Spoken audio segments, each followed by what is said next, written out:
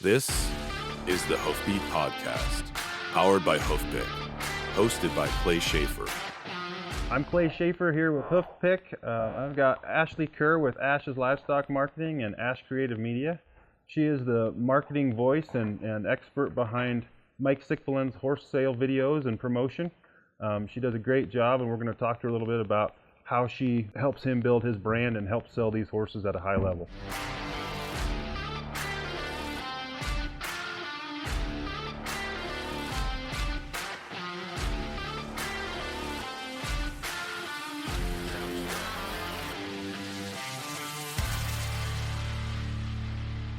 Thanks for having us. Thank you. I'm glad you guys could make it. It's been perfect. So you've helped Mike do all of his brand building. You're the voice behind his pictures and videos. Just kind of walk through a general overview of the basics of how that's worked. It's worked really great. After my late husband passed 4 years ago, I was kind of lost trying to figure out what I wanted to do, who I wanted to be when I grow up again.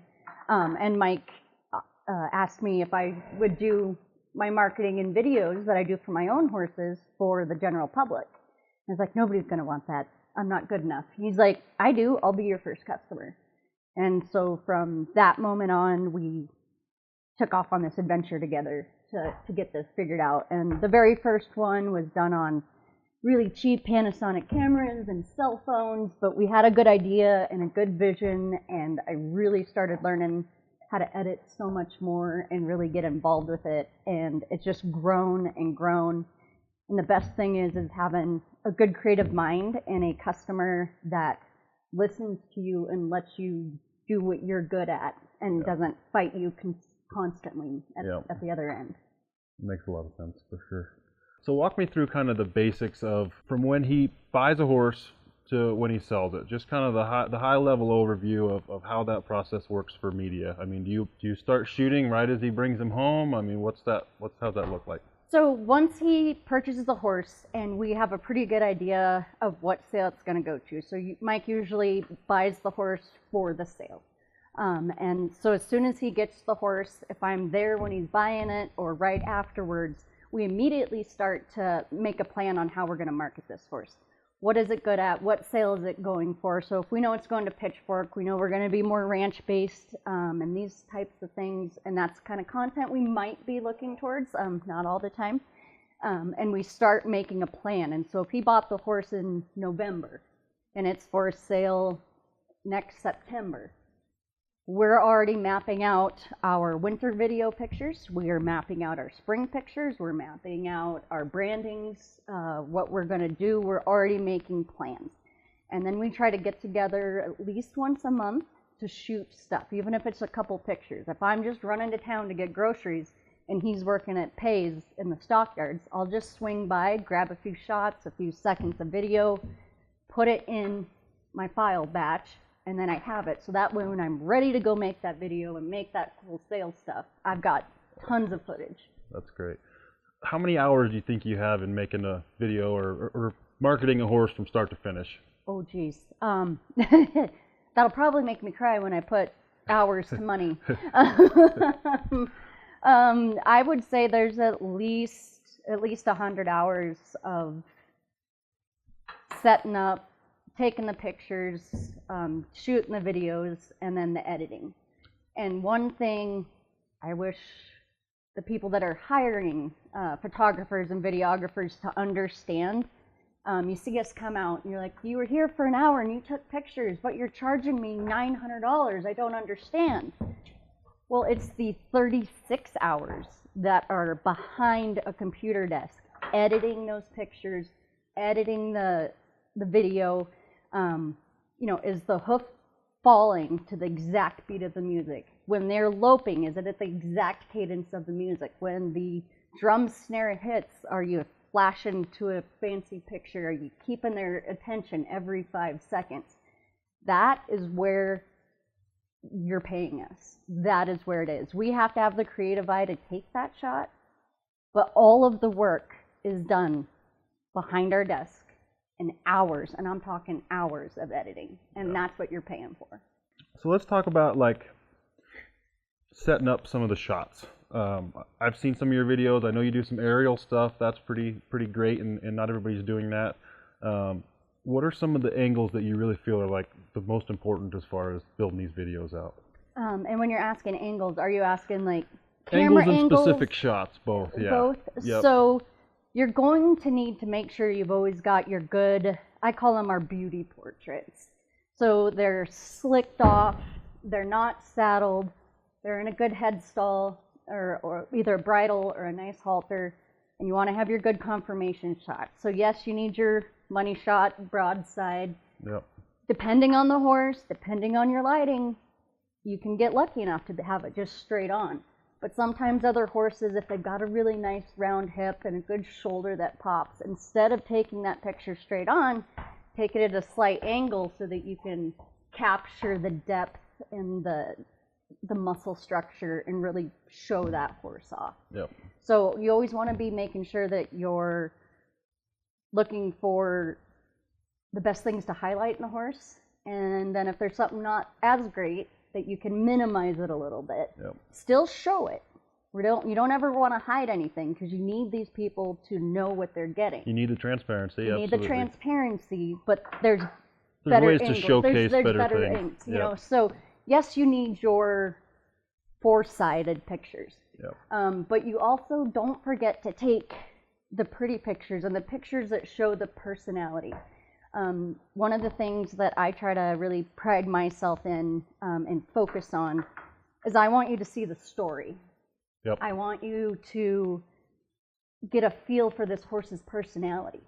I want you to get a feel for what it's like to go on a ride with this horse. I want you to be able to watch the video, look at a picture and be like, I could be, like, envision yourself on that horse, envision yourself getting that done. So I don't want you to give away any trade secrets, but I do want to understand kind of your system for marketing the horse individually for the sale. So run me through like your breakdown of how often you're posting and how, like, what platforms you're using, and do all that, please. Yeah, so I'm currently, Facebook is still a leader as far as getting your horse pictures and videos out. Instagram is good for the pretty pictures and to drive some interest, but as far as legit buyers, Facebook is number one. Surprisingly, I've sold quite a few horses through Snapchat on their stories and in there, more than Instagram. I feel like Instagram is more for the people who just want to look at visually pleasing things, maybe not a lot of pull the trigger buyers. Okay. So it's great to get your brand out, and it's great to get just more people talking and sharing about you, don't get me wrong, but as far as actual getting phone calls and sales, it's going to be Facebook. I've not dived into TikTok too much. That's just a personal thing. And YouTube. YouTube is pretty prolific. Cool. I want to know your strategy for, like, do you make a post a month ahead of time, 2 weeks ahead of time, 3 days, three posts a day, 3 days ahead of time? Right. Especially with these bigger sales. Let's take Cody for an example. You have to have your horse turned in pictures and videos by usually December 1st. We all know that catalog deadline's coming in, and Cody's talking about getting those catalog deadlines in. So it's good right about that deadline time or right after that deadline to post what I call teasers. Okay. So post a couple of your best shots and maybe a 30-second little reel and say, look what's coming to Cody, who's excited, just admitted.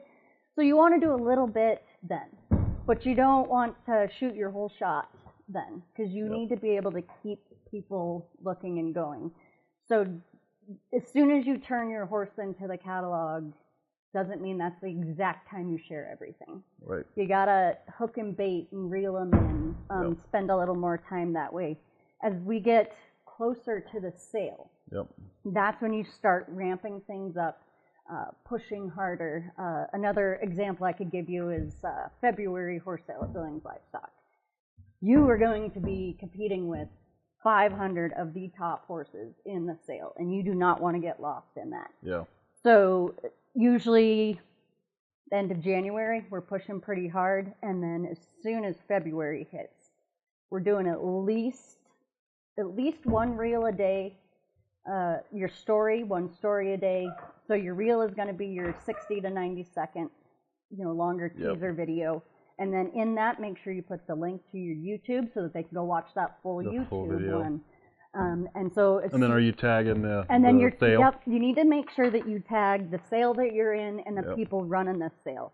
A lot of people will tag influential and other people at the sale too, and that's good to get your stuff shared, but also make sure to ask permission to tag other people in the industry. Just because you know a ringman doesn't mean he necessarily wants to be advocated as somebody who's part of your advertising crew or your social media group. So make sure to tag the right people in the sales and to push that effort out. And just pick up a phone and ask, or send a text message. It's really great, but include them. And then when you share them and you promote their sale, they should reciprocate on the back end. And that's how you get not just a follower from you or the next person. Also, don't just share your stuff on your personal site. There's a lot of Facebook subgroups for horses, specific horses. There's one for roan draft crosses only. Just one page for that. Make sure you know of that page, and if you have a roan draft horse, make sure that you're sending those videos there, that you're tagging that you're pushing that. The more people that see your videos, almost to the point where they're sick of seeing your face on Facebook, you know you've done about the right job.